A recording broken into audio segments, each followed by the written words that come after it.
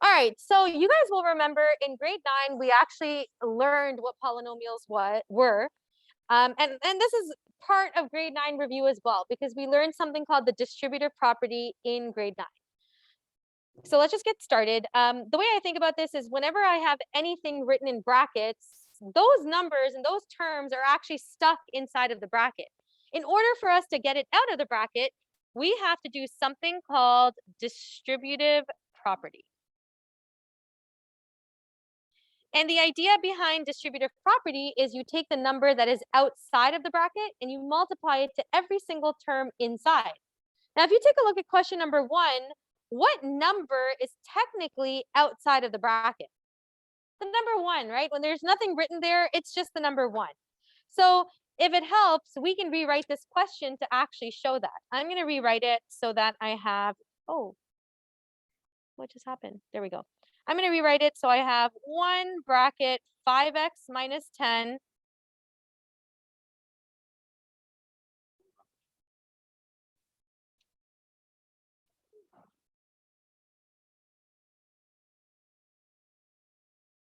something is. All right, sorry, we're back. So what I'm going to do is I'm going to rewrite this question so I can actually write the 1 in the front. Now, you don't have to do this. If you can visualize that there is a 1 in the front, you can skip this step. But I just want to be super, I want to be, I want to explain it as properly as possible. And so in grade 9, this is how we do it. Now what you're going to do is you're going to take that 1 and you're going to multiply it to every single term inside of the bracket. So we're going to begin with the first one over here. I'm going to take the 1 and I'm going to multiply it here. And I'm going to do the same thing with the 10. We're going to take the negative 1 and multiply it here. And I'm going to do the same thing in here.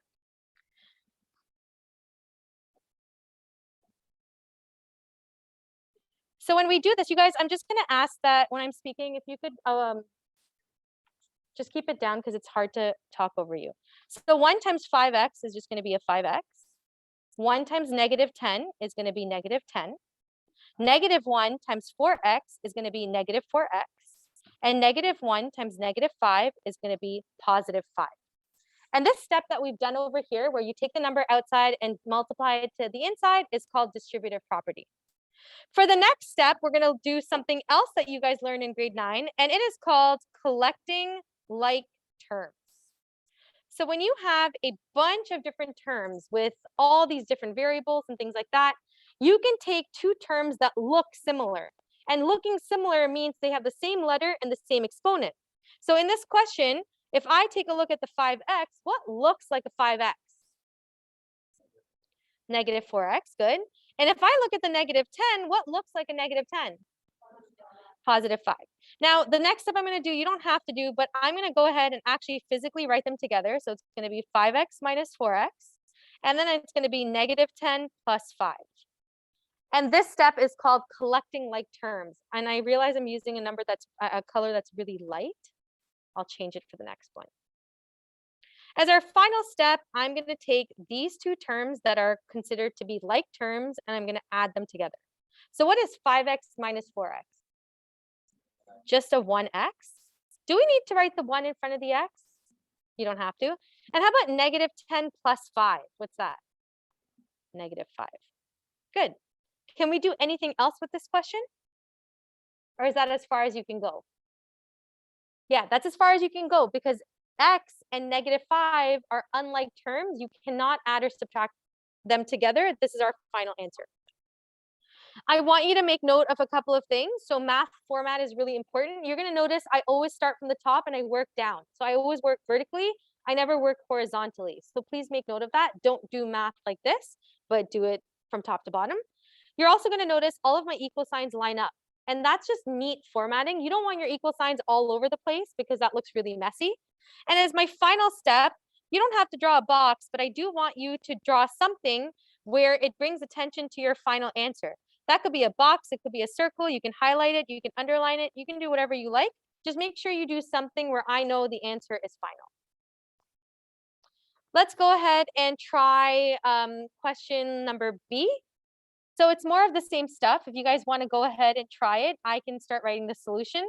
The numbers in the front are all ones. So we're going to have 1 bracket 2x squared plus 3x plus 4. And this is going to be plus 1, 5x squared minus 2x minus 1. So just like in the previous question, we're going to take the 1 and we're going to multiply it to everything inside. Now, you guys know when you multiply something by 1, does it change the value? It doesn't change the value. So really, these questions are really straightforward and simple. A harder question would be something where you have a 2, a -3, a fraction. Those would be a little bit more challenging.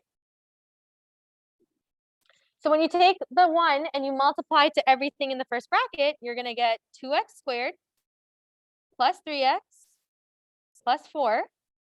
And the second part will be 5x squared minus 2x minus 1. Okay.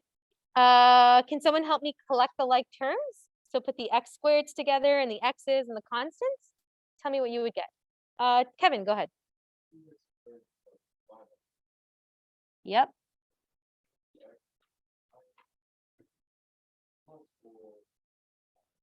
Excellent. And as our final step, we're going to go ahead and take all of these terms that are like terms. And again, what's a like term? It's something that has the same letter, the same variable, and the same exponent. So an x squared and an x squared are like terms. An x and an x, a constant and a constant. What would you get if you did 2x squared? 2x squared plus 5x squared. Arina? Plus x plus 3 is correct. And then that would be our final answer. Is this all coming back to you guys? Yeah? Awesome. Go ahead and try question C. For this one, I really will just put the solution up and you guys can check your work with mine.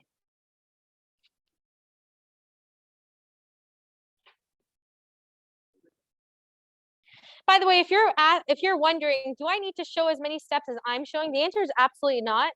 I'm giving you the full grade 9 solution. If you're in grade 11 now, so if you wanted to skip a couple of steps, like if you didn't want to collect like terms, if you just wanted to start adding them together, that's fine. You could potentially do these questions in just 2 steps or even 1 if you're really confident. So I'm going to leave that up to your own judgment. In fact, I'm actually not going to write all those ones. I'm going to just go ahead and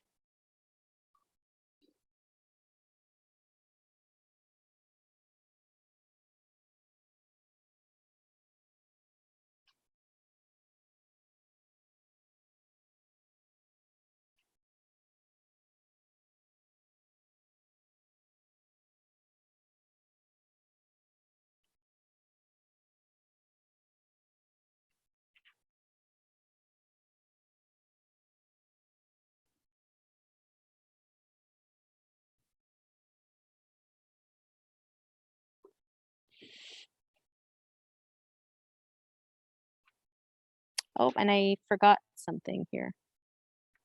This should be minus 3zy plus zy.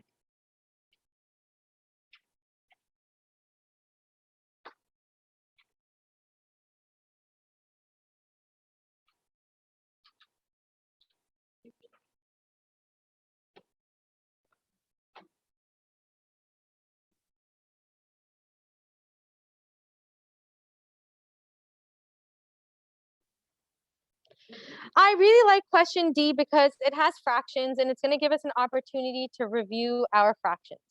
So again, you're going to notice for this question that there are brackets, but there's no number outside of the brackets. So when we distribute the 1, nothing changes except for maybe some of the signs. So I'm going to just skip to the part where it is 3 over 4x plus 1 over 2y, because you assume there's a 1 in the front. Now for the second bracket, there's actually a -1 in the front. So when you multiply -1 times 1 over 6, it's going to become -1 over 6y. And -1 times -3 over 8, it's going to become +3 over 8x.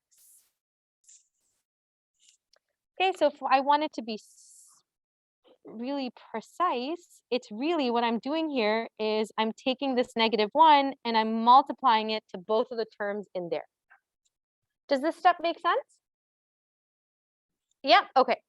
Now, whenever you're dealing with fractions in a question, it can get pretty messy. So what I'm going to ask you to do is, instead of doing all the messy work in the actual question, I want you to go to a rough sheet of paper or a rough side of your paper and figure out all the fraction stuff there. So let's first put our like terms together, which is going to be the x's. So I'm going to have 3 over 4x plus 3 over 8x, and then the y's. So you have 1 over 2y minus 1 over 6y. Some of you may be able to do this in your minds and just write the answer. I'm just going to go ahead and assume that maybe we can't do that, and we need to show all of our work. So on the rough sheet of my paper, I notice I'm adding 3 over 4 plus 3 over 8. Anyone remember how we add fractions? What do we have to do to the denominator? Niloy? Common denominator. Yep. So we're looking for a common denominator. And so in this question, our common denominator is going to be an 8. I'm going to multiply the top and the bottom by 2. So I'm going to get 6 over 8 plus 3 over 8, which is going to give me 9 over 8.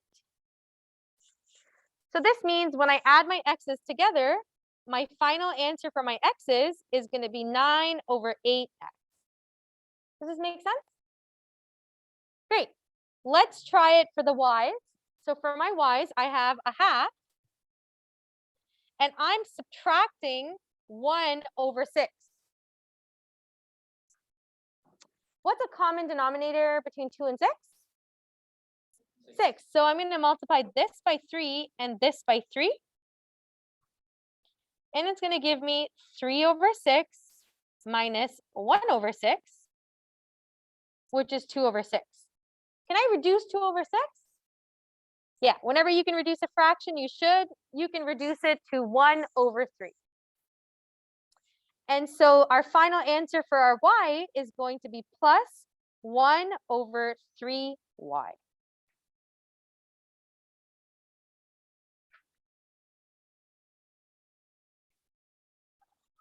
Oh, they're just having fun.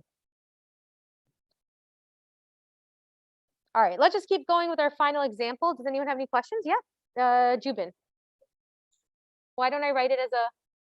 So the question is, how come I kept it as a 9 over 8? Why didn't I change it to a mixed fraction? You can, but you don't have to. If you want to keep it as an improper fraction, it's totally fine. I do want to just draw your attention to the math formatting, which is really, really important for me because it helps you organize your solution. So just take a look at your work. Make sure you guys are working vertically. So you start at the top and then you go down. Make sure your equal signs more or less line up. They're not like all zigzag all over the place. Make sure your final answer is underlined, circled, highlighted, or boxed. Any one of those. Okay, for our last question, it says, determine whether the following 2 expressions are equivalent. The word equivalent means the same. And so I wrote a little blurb that explains this, which says, 2 polynomials are equivalent if they simplify algebraically to give the same expression. So essentially, what you're going to do is you have one expression here, and you have another expression here. You're going to simplify both of them, and if they end up giving you the same exact answer when they're simplified, they are equivalent. All right, so let's go ahead and start with the one on the left. So I'm going to simplify that one.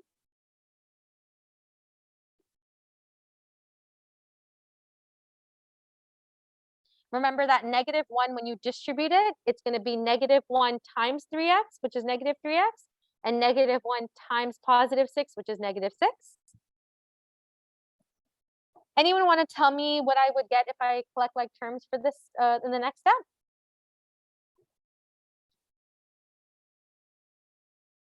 Justin, go ahead. Yep. Yep. Good. Justin, you want to keep going?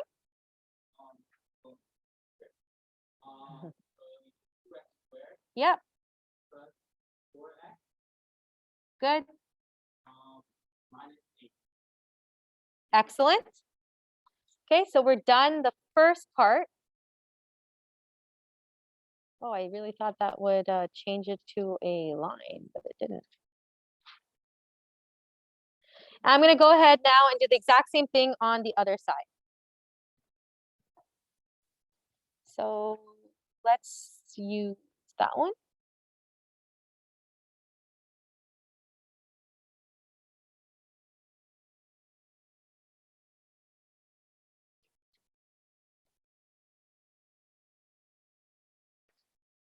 So we're going to get x squared plus 12 plus x squared plus 4x minus 20.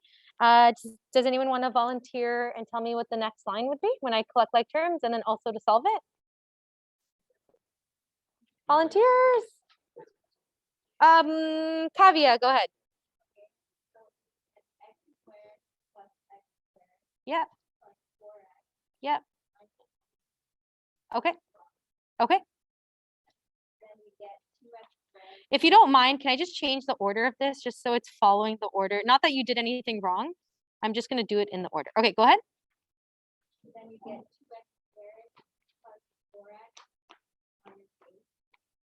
Good. So you end up getting 2x squared plus 4x minus 8 on both sides. So are these expressions equivalent? Yeah, they are. So we can just write a therefore statement. Therefore, the expressions are equivalent.